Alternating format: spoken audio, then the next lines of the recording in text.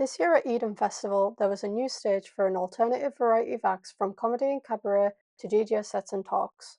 One set we were most intrigued by was Alan Bissett's talk on his book, Lads, A Guide to Consent and Respect, a toolkit guide aimed at young men to help guide them through the do's and don'ts of said topic, whilst instilling them with confidence. Alan's book has gained praising reviews from the likes of The Guardian, Lancashire Post, Armadillo Magazine, just to name a few. And in this video, we were lucky enough to ask him a few questions based on his talk and the work he does in schools in hopes of inspiring young men out there to be more mindful of their behaviours.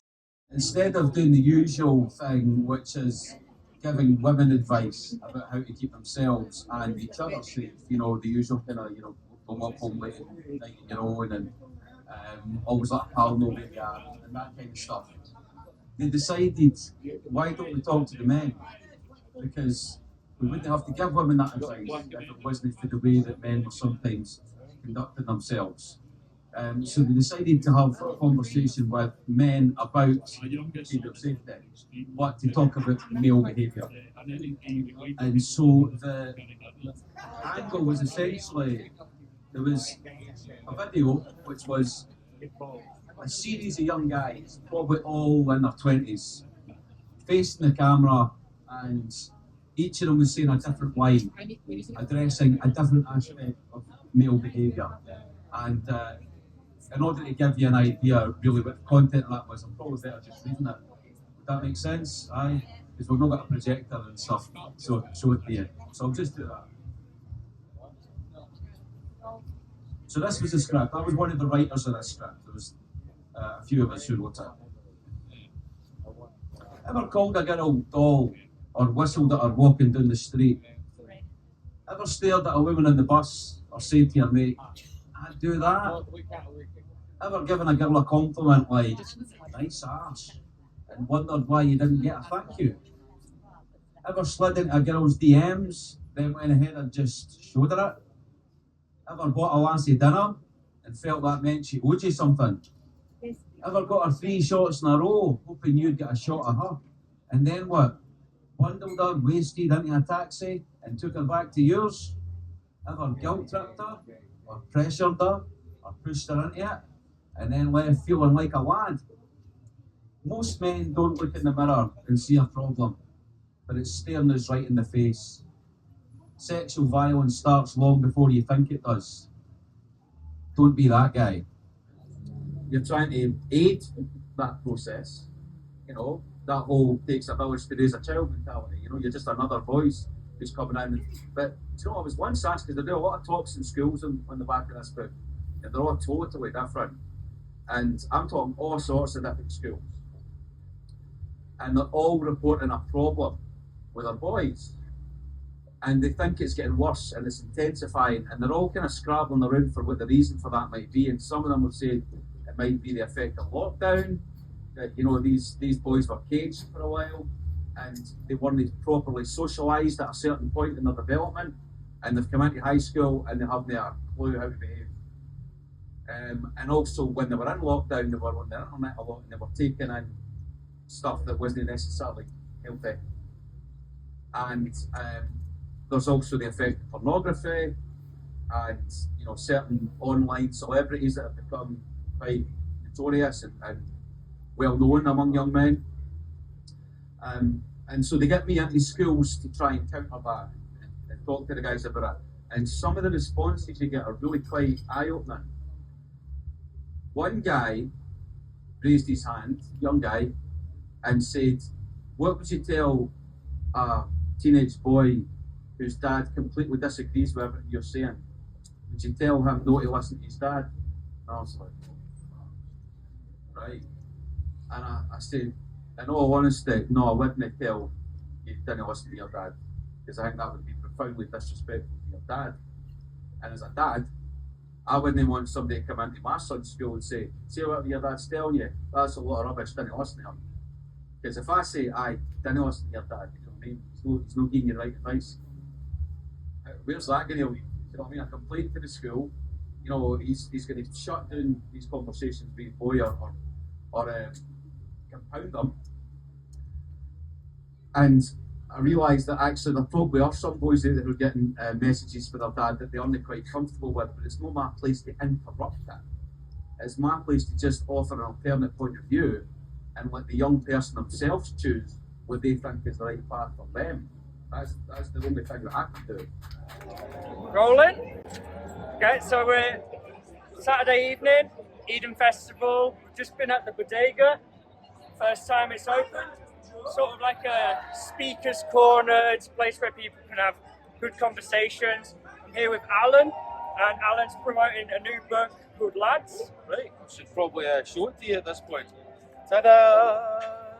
There we are, lads. So who are you, Alan, and why have you made this book? So I'm a writer. I write novels and plays mainly. Sometimes I perform in those plays, sometimes I don't. This is my first non-fiction book. It's a book for young men about boundaries, consent and relationships and that kind of stuff. Looking back on some of the mistakes that I've made and guys that I know have made, and trying to give some advice for the younger generation about what not to do. And I just did a talk in the Bodega tent there, and luckily the rain started just as I started my talk, and everybody poured in. And now that the talk is finished, the rain has stopped. It has. So it couldn't have gone any better. I would actually say a lot of people come in because it's a very important topic what you're discussing, so it's really good. I would have said we needed a bigger venue and we could have given you a bit more time, but I'm happy with how it went. It was fantastic listening to you, and the points you made were really important. But if you could maybe summarize maybe one key point of your book. You talked about flirtation, talked about pornography, all sorts of different elements. Yeah. But there's one thing you could sort of have as a message. All right, okay. Well, sometimes I get asked that, Yeah. and obviously there's a lot going on in the book, and you know that's why it's organised into chapters with different themes. But if there's one thing I would say to the young guys out there, it's like beware of alpha males. You know what I mean? Because the whole cult of the alpha male, which is that men have to be big and powerful and strong, and you know, like Dominance, yeah. it leads us down the wrong path. Now, there's different kinds of strength, obviously. You know, there's nothing wrong with wanting to be strong for your family, or you know, be there for your mates, or exactly. There's a kind of strength that's positive, but when it comes to the conversation about alpha males, often that strength is about exerting power and authority and assuming control of your surroundings, and that will only take you so far in life, because eventually people push back against that, and if you're having to live up to being an alpha male every day of your life, it's going to ultimately destroy your mental health. And alpha males make everyone's life a misery. You know what I mean? Ultimately, they kind of like, they're tiresome. What do they add? They take up so much. Exactly. They take up space, but what do they actually contribute? What do they give to the community? I fully support that. Yeah. And you mentioned as well that you go into schools to talk to young boys. What is that? What does that session look like? Wow. I mean, it's really interesting for me. If you've got 200 14-year-old boys in front of you, I didn't realise there's that many. Sometimes it's more. And you're trying to talk to them about these themes. There's always a wee pockets of resistance in the room.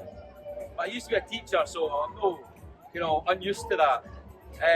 And you sometimes realise it's because they're performing for their mates. They then want to seem to be being into it, because then their mates might laugh at them, or they want to show their mates that they're above all this. And that is actually tying into the themes of the book.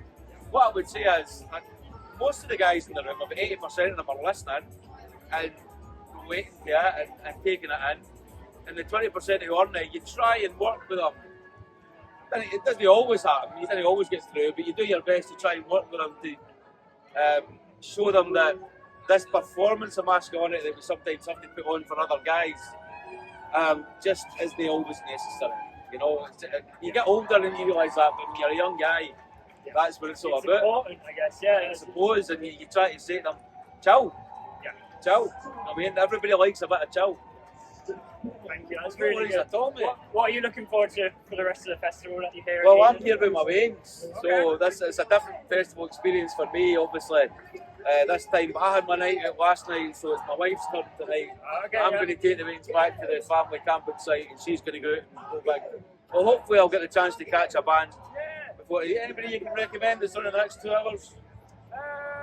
Well, the zombies were really good. If you got to saw them, She's not there, is that? They've just played before.